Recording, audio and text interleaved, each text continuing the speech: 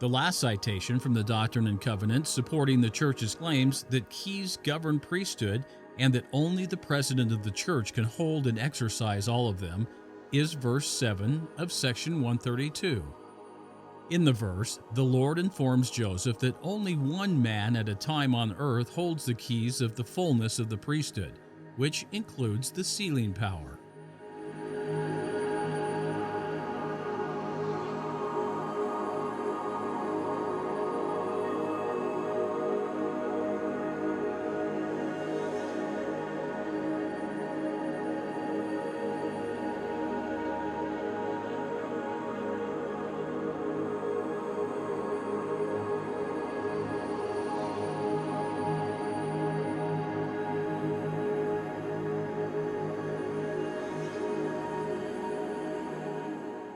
The Lord does state clearly that this key or keys, as he says it, is given to only one man at a time on earth.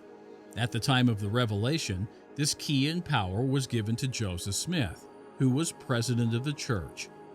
Yet the revelation does not specify that this one man is necessarily the president of the church. Now, we know from the Book of Mormon that this power and its keys can be given to someone who is not the president of the church. Nephi, the son of Helaman, at the death of his father, reigned in the judgment seat.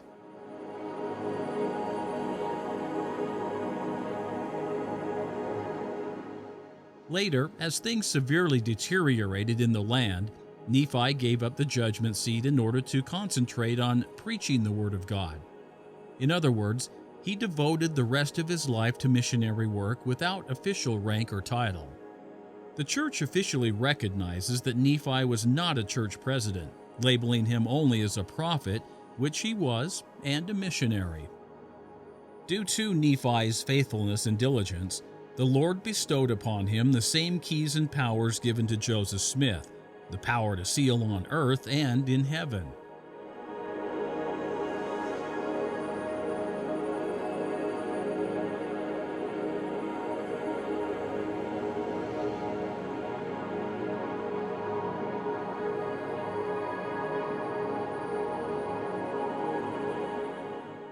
In Nephi's case, he received these keys without being the president of the church.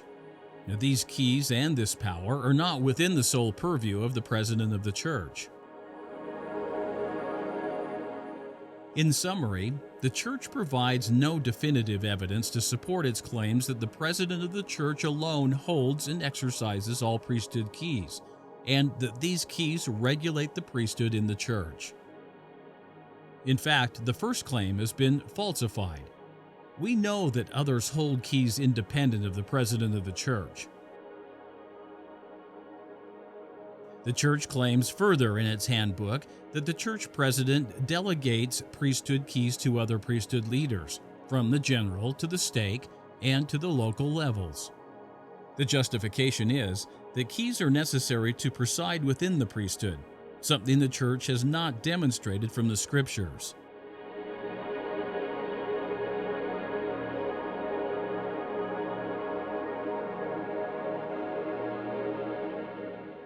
Counselors to these priesthood leaders do not receive keys. All other ward and stake auxiliary organizations operate under the keyed authority of the priesthood leader. Auxiliary presidents and their counselors do not receive keys. The church handbook provides no scriptural basis for the delegation of keyed authority or that the priesthood leaders named receive keys. Nor can we find any scriptural basis for such claims. A quick search of the scriptures finds no reference to any of the officers named in the handbook being given keys. But there is a deeper problem with the church's claims about delegating keys. For the president of the church to delegate these keys, he has to first have them. According to the handbook, the president is the senior living apostle.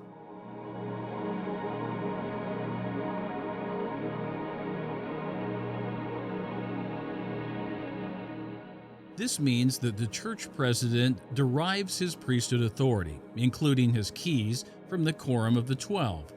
And after all, when a new church president is ordained, it is under the hands of the assembled apostles.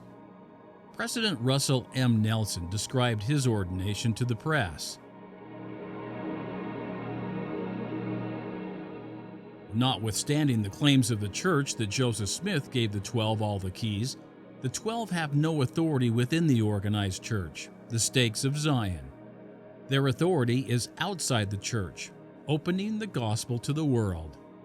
Joseph Smith himself said the 12 have no right to regulate the affairs of the Stakes of Zion.